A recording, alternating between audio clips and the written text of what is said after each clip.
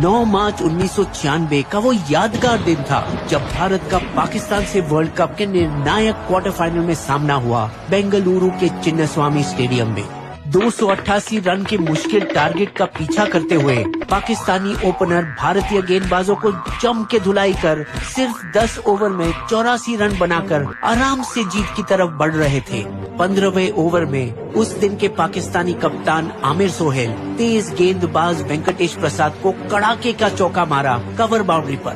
फिर घमंड से चौड़ा होकर अपने बल्ले से इशारा करते हुए मानो कहा, जा बॉल लेकर आ, फिर से मारता हूँ तुझे वहाँ। जिससे ज्यादातर शांत सा रहने वाला प्रसाद भी आग बबूला हो गया और पलटकर सोहेल को गुस्से से घूर कर देखा। फिर अपने बॉलिंग मार्ग पर वापस गया, ये सोचते हुए कि इसे तो गेंद से ही जवाब दूंगा। अब पूरे जोश में इतनी तेजी से वो दौड़ते आया शायद जितना अपने करियर में पहले कभी किया न हो, और ऐसी फंडू गेंद डाली कि सोहेल के डिफेंस को चीरकर सीधे स्टंप्स पर आ टकराई। अब बारी थी प्रसाद की उसे रास्ता दिखाने की। पतली गली से निकल साले, जा अपनी ड्रेसिंग रूम। बस फिर क्या, इसके बाद पाकिस्तान इतनी बुरी तरह से लैक हुई कि अंत में वो 39 रनों से मैच हारी। सहमे हुए पाकिस्तानी फैंस अपनी टीवी सेटों पर बंदूकें खाली कर दी और दुर्भाग्य से कुछ ने तो अपनी जान तक ली। मुल्लाओं भी उन्हें कोसने लगे, दगाबाज, गद्दार कहीं का। इतना हंगामा मचा कि उनके कप्तान वसीम अकरम के घर पर पत्थरों और सड़े अंडों से हमला तक हुआ और पाकिस्तान टीम को चोरी छुपे घर लौटना पड़ा ताकि फैंस की गुस्साई भीड़ का सामना न करना पड़े। सुना गया कि उनका बोर्ड मैच फिक्सिंग की अंदरूनी जांच करने की हद तक गए, लेकिन इसमें कुछ निकला नहीं। भारत पाक क्रिकेट मुकाबले हमेशा ही तनाव से भरे रहते हैं, लेकिन ये शायद अब तक से खेला गया सबसे तनावपूर्ण मैच था। जबकि भारत 2006 के बाद से पाकिस्तान का दौरा नहीं किया। हालांकि आखिरी श्रृंखला 2012-13 में भारत ने मेजबानी की थी। अब दोनों सिर्फ अंतर्राष्ट्रीय प्रतियोगिताओं में ही मिलते हैं। हालांकि आज के युवाओं को शायद ये नहीं पता होगा कि 1962 और 77 के बीच भी क्रिकेट 16 साल के लिए जमा रहा, जब इस दौरान दोनों देश 2 युद्ध लड़े थे। रिश्ते को सुधारने के लिए क्रिकेट के दीवाने पाकिस्तानी राष्ट्रपति जनरल जियाउल हक और भारतीय प्रधानमंत्री मोरारजी देसाई मिलकर 1978 में गुडविल सीरीज शुरू की। पाकिस्तान में हुई ये सबसे पहली 3 मैचों की 1 दिवसीय श्रृंखला 1-1 पर अटकी हुई थी। तीसरे मैच में ओपनर अंशुमन गायकवाड और गुंडप्पा विश्वनाथ क्रीज पर थे और भारत जीत की ओर तेजी से बढ़ रही थी। 18 गेंदों में सिर्फ 23 रन की जरूरत और 8 विकेट बाकी। अब पाकिस्तानी कप्तान मुश्ताक मोहम्मद को डर लगने लगा कि अगर हार गए तो सबकी बुरी हालत होगी। तो उन्होंने एक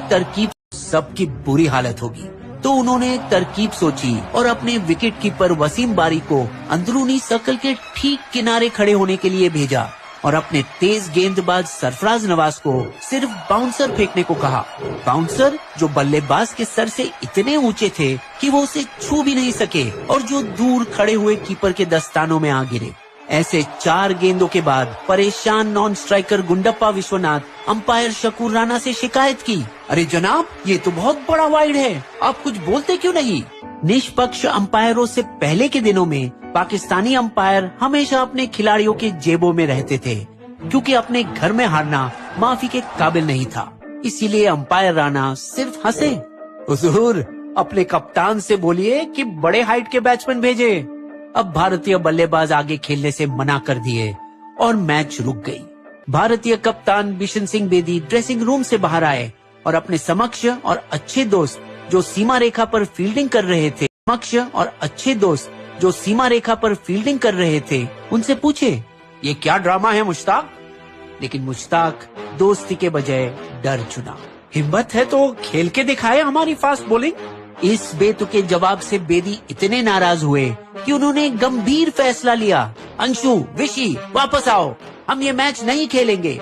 और क्रिकेट के इतिहास में पहली बार किसी टीम ने एक अंतर्राष्ट्रीय मैच जब्त किया। पीसीबी सचिव कर्नल रफी नसीम खिलाड़ियों को मनाने के लिए भारतीय ड्रेसिंग रूम तक आए। प्लीज ऐसा ना करें, ये सब मामूली बातें हैं। यहाँ तक कि भारतीय टीम मैनेजर बड़ौदा के महाराज फतेह सिंह राव गायकवाड भी स्थिति संभालने की कोशिश की। कप्तान साहब, ये राजनीतिक सद्भावना की बात भी है। लेकिन बेदी पहले से ही नाराज थे। सीरीज के दौरान उनकी कई मूल अपीलें भी ठुकराई गई थी, जहां अंपायर ने उल्टा उन पर ताना मारा था। आजा आजा वापस, ऐथे सिर्फ बोल्ड पर विकेट मिलेगी, बस ऐथे सिर्फ बोल्ड पर विकेट मिलेगी। पर बेदी एक खुददार कप्तान थे और किसी की बकवास सुनने के आदी नहीं थे। ये रही आपकी कप्तानी, मुरारजी भाई को बता दो और उन्हें फैसला करने दो। हालांकि मैदान की गर्मा गर्मी के बाहर ज्यादातर खिलाड़ियों के बीच अच्छी दोस्ती रहती है और मैच के बाद मजे किया करते। यहाँ तक कि दोनों देशों के बोर्ड एक साथ आए और पाकिस्तान ने उस वक्त भारत का साथ दिया था 1983 में एशिया क्रिकेट काउंसिल स्थापित करने के लिए। ये तब हुआ जब नाराज बीसीसीआई अध्यक्ष NKP Salve Pakistan cricket chief air marshal Noor Khan से इंग्लैंड में मिले। नूर भाई, अंग्रेजों को लगता है कि आज भी हम उनके गुलाम हैं। और बताया किस्सा जहां उन्हें लॉर्ड्स में चल रहे 83 वर्ल्ड कप के टिकट नहीं दी गई क्योंकि वो एमसीसी मेंबर्स के लिए रिजर्व थे। फिर दोनों श्रीलंका के साथ अपनी ताकत मिलाकर 1987 का वर्ल्ड कप इंग्लैंड से छीनकर खुद मेजबानी करी और पहली बार उस देश से बाहर लाया। यहाँ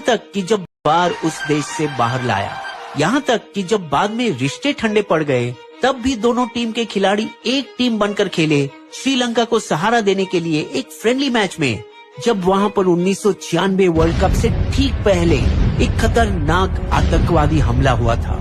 जहाँ तक प्रदर्शन की बात है, दोनों टीमों का अलग अलग समय पर एक दूसरे पर दबदबा रहा।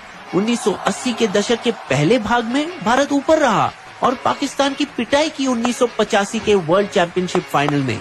और बावजूद इसके कि उसी साल के रॉथमैन कप में इमरान खान की तेज गेंदबाजी हमें 125 पर ऑल आउट किया था, कप्तान कपिल देव की प्रेरित रहनुमाई में उनकी पूरी टीम सिर्फ 87 रन पर आउट हुए। हालांकि काया पलटी जब जावेद मियांदाद आखिरी गेंद पर छक्के से पाकिस्तान को जिताया 1986 के रोमांचक ऑस्ट्रेलेशिया कप फाइनल में। भारतीयों के लिए ये इतना तगड़ा मानसिक झटका था कि उसके बाद कई सालों तक वो लगातार पाकिस्तान से हारते रहे, खासकर शारजाह में। लेकिन सुर्खियों में इससे भी ज्यादा थी भारत के most wanted gangster Dawood Ibrahim के स्टेडियम में इठलाती हुई मौजूदगी। ढीठ डॉन शारजाह में एक बार भारतीय लॉकर रूम में भी घुसने की जुर्रत की। अगर तुम लोग टूर्नामेंट जीतोगे ना, मैं अपन की तरफ से सबको नया टोयोटा गाड़ी दूंगा। क्या बोलता है? ये सुनकर कपिल देव का चेहरा गुस्से से लाल हो गया। कौन हो तुम? यहाँ आने की इजाजत किसने दी? बाहर निकलो।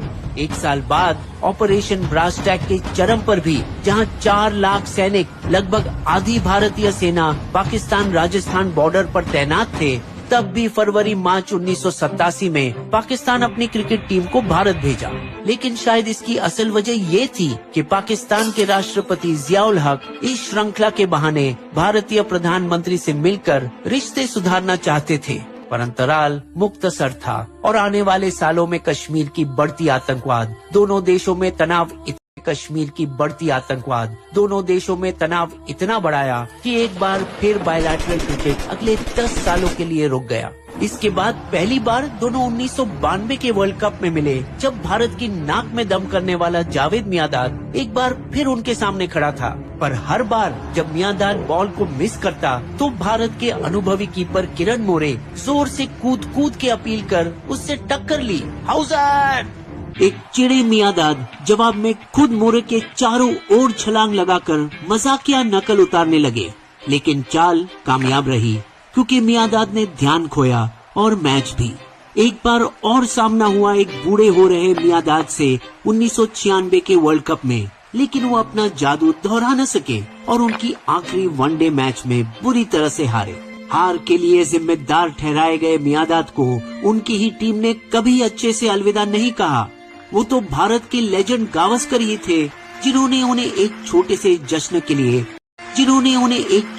जश्न के लिए भारतीय ड्रेसिंग रूम में बुलाया। 1999 वर्ल्ड कप में वेंकटेश प्रसाद फिर से हीरो बने और 5 विकेट लेकर भारत को जीत दिलाई। ये मैच कारगिल युद्ध के साये में खेली गई थी, जब भारतीय जवान टाइगर हिल से पाकिस्तानी घुसपैठियों को खदेड़ रहे थे।